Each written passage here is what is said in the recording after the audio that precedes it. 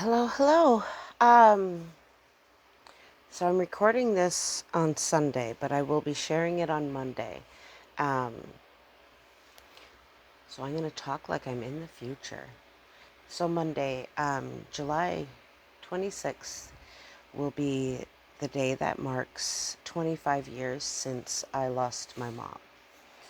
Um, I'm going to start with a quick disclaimer and trigger warning for everyone. If you've got trigger words, just don't listen, please. I My video uploading right now is going to explain all that. Um, um, my mom passed away 25 years ago. I'm going to drop a disclaimer. I don't plan on talking about how she died and any of the negative things surrounding her treatment or lack thereof or anything like that. I don't want to talk about the negative, and I don't want to talk about her death. Not today. Today I want to celebrate her life and the good things of it. Um, I will at later dates address some of the imperfections she had, and I had problems with her too. And I will address that. But right now, I'd like to honor her and all the awesome bits that I loved. So my disclaimer is, because I am aware that I have a tendency, just a little one, to go off on tangents. It is possible that I will touch on some of the dark moments. I'm going to try not to. And my disclaimer is this: if I say anything negative about the way people reacted after she died, I have a lot of grace for people who are grieving, because I need a lot of grace because I am grieving. So I would like grace shown to me, and I would like to return it to others. There were people who reacted in ways that were not helpful to me, and that's okay because they can own that. And so if I say anything negative about actions, I'm not implying that they didn't have a right to behave or react however they felt. I'm just going to address the way it affected me. And again, I'm responsible for how things make me feel, but I don't plan on talking about that today, but just in case I might, because I know myself. So I'm just going to throw that disclaimer out there real quick. So, my mom, the mother of 7 girls and 1 boy, my mom, I I won't say her name. Maybe I will. My mom's name was Robin, and it was spelled with a Y. Um, and in Brazil, they don't really pronounce the name. They had trouble with it, so they would use her middle name because they would pronounce Robin Hobe. And she'd say, like, Robin Hood. And they're like, oh, Hobe. And she just thought it sounded so strange compared to her actual name. Um, when my mom was a teenager, in high school, I actually went to the same high school that her and my dad went to. They were high school sweethearts there. And I will talk more about their love story at some point. But she said she had read some book about a family with 4 children. Apparently, she dreamed a lot bigger than 4. Um, they traveled the world. It was like a marine biologist, and the mom homeschooled the kids on this yacht, and they traveled the world, and she just thought it was lovely. So, I think she saw the cult as possibly getting her version of that story. Didn't quite turn out as she intended, but it is what it is. Her fantasy version sounded quite lovely. Um, yeah, of all the places we lived, as far as I'm aware, we visited many other countries, but we lived, our family, not specifically me, Ireland, Italy, those 2 I did not live in, but my family did, Portugal, and Brazil, which I've gone over. She never lived in Mexico. That's other members of my family. Um, She, I already mentioned how she felt toward Ireland. And I did mention Italy, but I cannot stress this enough. My mother loved Italy.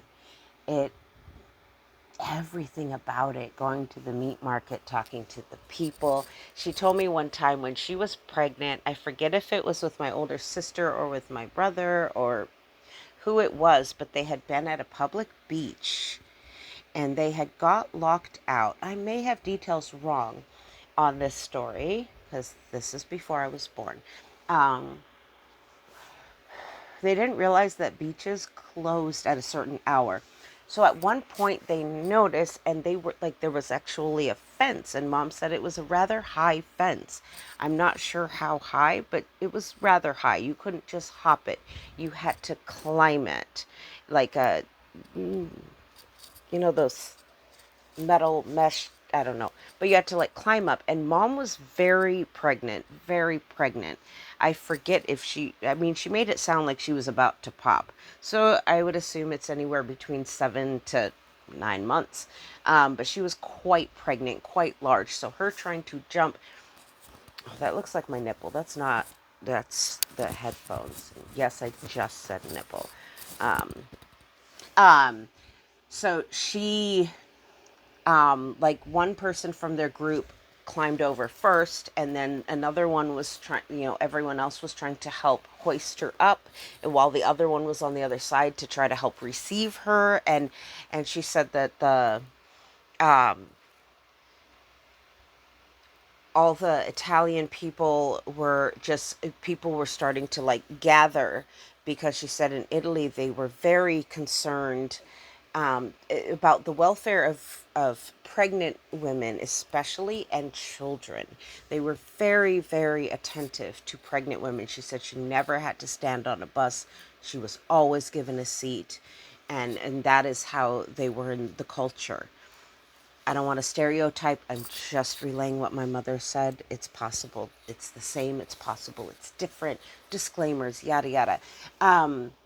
So she said like a crowd was starting to form, and people were like shouting like in support, like, oh my goodness, mamma mia, like help her, like, oh my god, everyone was like verbally trying to assist and wish a safe. She was able to climb over, all pregnant belly and all, she was able to climb over safely. My sibling, whoever it was unharmed, and she was safe. It did not set her into early labor or anything like that, so she was quite safe. My dad reached out to me. He's watched my videos, which I was a little surprised on. I will discuss that at a later date. But I did want to mention a clarification. I had said in a previous video that they could see the Colosseum from their apartment window. And my dad called to clarify to me that it was not the Colosseum that could be seen from their window, but actually the Pantheon. So I want to correct myself on that. He would know better than I what they could see from their window. I was not present, so I would not know. So yeah. Um,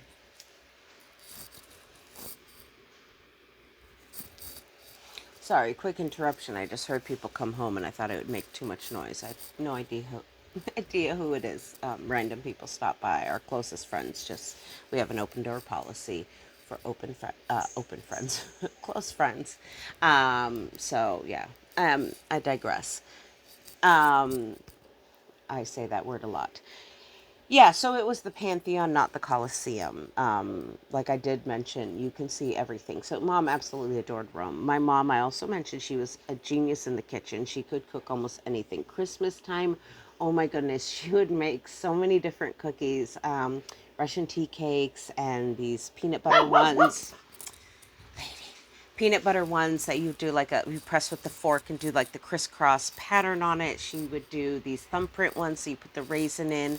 Um, there were so many different ones. I can't even remember everything. Gingerbread cookies, and we would help her. She would make the dough. Oh my God. I don't even know when, but it was so early, like in the fall, which in Brazil, there is no fall really ever. Some places maybe, but in the fall, September, October, that feels too early. But I don't know, quite a while before Christmas, you would start seeing these rolls, like plastic rolls of frozen dough in the freezer, because mom would pre-make batches of cookie dough and freeze them, and then come Christmas time, she would, defrost and cook just trays and trays. And us kids would help her. And not by us kids, I mean, not just me and my siblings, but there are so many other friends that would help.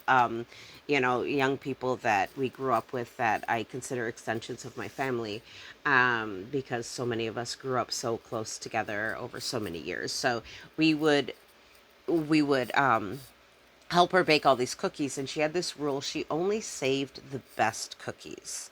Those were the ones that went in the nice tin cans, like not vacuum sealed, but like with good seals, and they were served for guests primarily and on Christmas Day. Or, well, Christmas Day in Brazil was Christmas Eve. We would often celebrate it a few days after. It's a different story. So we would make these cookies, and but if they were burnt or broken, we could snack on them. We were kids. Somehow, I don't know how it happened, but there was often, not too often, burnt. Burnt was typically more of an accident, but when you're swapping out tons of trays between two different ovens with like big, big trays, because this was a commune and we were making hundreds of cookies. Um, so we were constantly swapping trays. So there was occasion where a few would get burnt, and that was entirely accidental, because perfect cookies are the best. Well, perfect broken cookies are the best because those you can eat. Um, and so I'm not sure. Maybe her recipe was faulty, but there just always seemed to be quite a few broken cookies, more than should be. I Maybe us kids were just a little clumsy, or maybe we just really liked her cookies and we just kind of wanted to have a few accidentally break. But that was that. I remember we didn't do a whole lot of gifts. I remember when I was little, we would have stockings. This is when we were in the Selah home, which is the secret home, where this was one of our privilege. We would have Christmas stockings, and it usually had like an orange and an apple, some peanuts, some raisins, and like little healthy snacks. And but um once we were mainstream, I really don't remember presents being a thing. We were mostly like thankful to exist and serve God. So Christmas wasn't quite so magical. And my mom really, really loved the magic of Christmas, the twinkling lights, and just all like I am, to this day, Christmas is full of happy memories and longing for her not being here. I miss her probably the most at Christmas time, because she just always loved it so very much. And she always tried to make it just a little more special with her baked treats. And there was one year, my mom was mostly at the house. She didn't go out a whole lot. Her Portuguese wasn't all that great. And she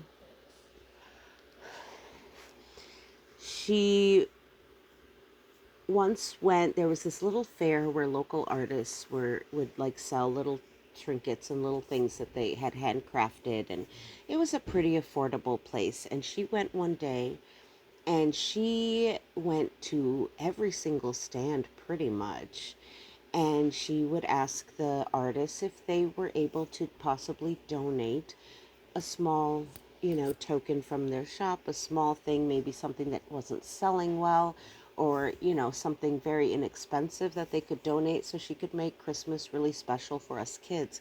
I forget how many kids were at our commune, at that particular time. I want to guess at least 20, probably more, but it was quite a few. And mom got a little present, actually, sometimes two, or maybe because I'm her daughter, I got two. I don't know. I think everyone got two little things. Mine was a little marble mouse, and I didn't know what to name her, and mom told me I should call her Minnie Mouse, because Minnie Mouse because I said because she was pink, she had to be a girl. So I wanted to call her Mickey Mouse. But Mom said, well, Mickey Mouse actually has a partner whose name is Minnie. And if you want your mouse to be a girl, Minnie is much, but she's like, you can call it Mickey too. But if you want, Mickey Mouse has a girl partner who is Minnie. And so I didn't know that because I'd heard of Mickey Mouse, but I didn't know anything beyond that. So I named my little mouse Minnie Mouse, and I actually think I still have it somewhere. Haven't seen it for a while, but it was that, and then some like kind of fidget thing, like a metal, looked like a metal wire thing with beads that you like expanded, and sort of like those magic balls that like compress and expand, but it was very small and just a little metal thing, and it was a little fidget toy, and I actually believe I still have it, but the metal's like really rusty now, so it doesn't really work the same. But it was so special that she went and did this, and I know it was hard for her because she was not very confident with her language skills. But yeah, she did that and she made it so special. Yeah, she loved cognac too. Diverting. Yeah, I've tried cognac because I wanted to like it because she liked it, but I haven't tried one that I actually really like. I've heard good things about Henny, so maybe I'll give that a try someday. But so far, the couple times I've tried cognac, maybe it's because I was too broke to actually get something that was actually decent. I think I bought like a $10 bottle of cognac once, and I'm like, oh, that's intense. I can't do that. But my mom really liked it, and I could never quite figure out why.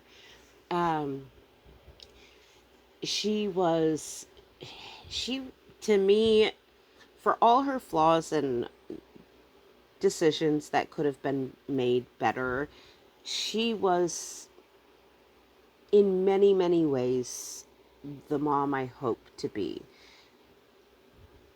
Like I said, she was an imperfect person, as we all are, but she really did try her best to protect us, and not just us as in me and my sisters, but she did try in many ways, not consistently and not every single time, but in many instances she did try to protect us and other children. And that is something I have heard echoed from many other people who knew her. So I'd like to believe I'm not just imagining that my mom was pretty awesome. I'd like to believe that in a lot of ways, she really was a very amazing person. Again, a flawed person for sure, but a really awesome person as well. You like you don't have to just be one thing or another. You can be both. You can both have a really good heart and have good intentions and still make some really terrible decisions that affect people poorly. I absolutely believe that. And sometimes people can be selfish and hurt other people, and it is unintentional. And I believe that very strongly as well. It is okay if you disagree with me, but that is what I feel and believe. Um, and I feel that that's accurate about my mom. Um, I think that overall, for the most part, she was quite caring, and she was just really liked being a mom. I really got the impression she really enjoyed being a mom. She really did. I knew that she cared about me even when I was mad at her for stuff, and even when she was um yeah, I even when things were not great, and I don't know, there was one time she tried to spank me, and I was naughty, and so, but I mean, I'm not for corporal punishment, but that's what we did in the cult. But she was so bad at it, she ended up hurting her hand and crying that she possibly hurt me in the process. I don't know. I thought it was pretty funny. She injured herself more than she injured me, so I was like, haha, take that. Try to spank me again. I got a rock hard ass, is what I got. Yeah, I was pretty proud of that. But yeah, she was really bad at spanking. She really was. I was not the easiest child. My mom used to tell me that I would someday, I felt like she was cursing me. She said someday I would have a child and they would be just like me, and I would finally sympathize with everything I put her through. And yeah, her hex came true because I did have my son who is just so much like me. He is his own individual person, but I see so much of myself reflected in him. In his own way, he has turned himself into the person he is. And so but yes, I did have a version of myself for sure. And I feel like she hexed me with that, and it's all right because he turned out pretty awesome too, just like I did. Um, but yeah, my mom, oh, I could talk about her forever. Um, but I mean, who can't say some awesome things about their parents? Well, yeah, there are a lot of people who can't. I feel very blessed that I can say wonderful things about her while still recognizing that there were areas where she could have done better and been better or whatever. Um, like, yeah, I I am glad that I do have positive things to say about her. There are others who don't, but I'm not trying to get dark. I am trying to celebrate her life and remember the good times because there were good times. Everything wasn't dark and grim and horrific all the time. It wasn't 24/7. There were lovely moments and special moments and things that I remember fondly. Nothing is ever so black and white. It is so many shades of gray and not in the whatever the Chris something. I've never read or watched the stories on that, but whatever his name is, um, there is so many shades, all the shades of all the colors in between, and nothing is just ever completely black and white. I don't think there's ever any 100% perfect people or 100% horrible people. I think even the worst people have good qualities, even if it's just like they chose not to kill an animal that they could have harmed. I don't know. Um, Even if it's something super, super basic, um, you know, and all the way to mostly good, but like, ooh, they did this really, really shitty thing. Like, I just think there's so many shades of gray, and like, it's on a scale. And I think overall, she'd be a lighter shade of gray for the most part, with a few dark splotches here and there. That's I think where I would place my mom. I'm ranking my mom. That sounds weird.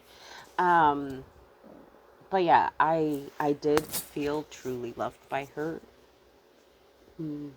for for the majority of my life. I mean, there was moments, of course, but all kids have moments. I remember when I hurt her feelings really badly once. I felt really bad about that. Um, But yeah, I just wanted to celebrate my mom a bit. It's been 25 years since she left this world, and I will do a video about that day and about her illness and how things led up to it because her story should be told even if it's just from my own perspective.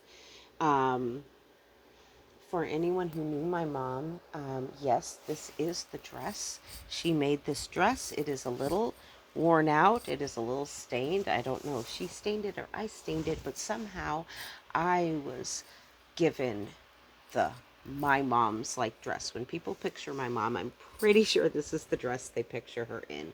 This or a very colorful sarong because she did love her sarongs. I know she had received one from a friend that was from Malaysia, and it was, I forget what the actual term for this type of sarong was called, but oh, she loved it. It was so bright and colorful, and she was in love with it. And this is a dress that she sewed for herself, and it is a little old, and it is a little stained and worn, and but I'm so glad that somehow I was the one gifted with it at some point it ended up in my things, and I'm so glad that it was me. And I decided I would quick throw it on just so that I could wear it just in honor of her and feel like a little more connected with her for a little moment today as I remember the happy times and the good things about mom.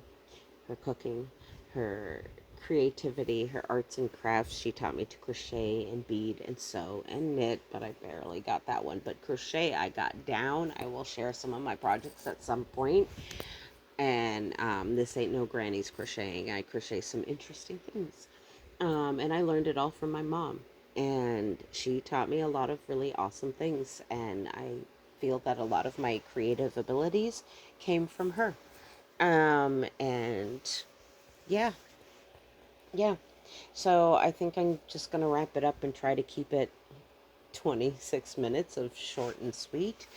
And yeah, I love you, Mom. I miss you every single day in 25 years. Seems like a lifetime, and also seems like sometimes it feels like no time has passed at all. You don't ever get over losing someone that you were very close to. You just don't. And I know I'll never get over losing her, but I think I have moved forward in my life. I have moved through my grief process in regards to her, and I can talk about her now without breaking down every time. Um, there are so many times I wish I could talk to her about things I'm going through and things that will come and motherly advice and I don't know.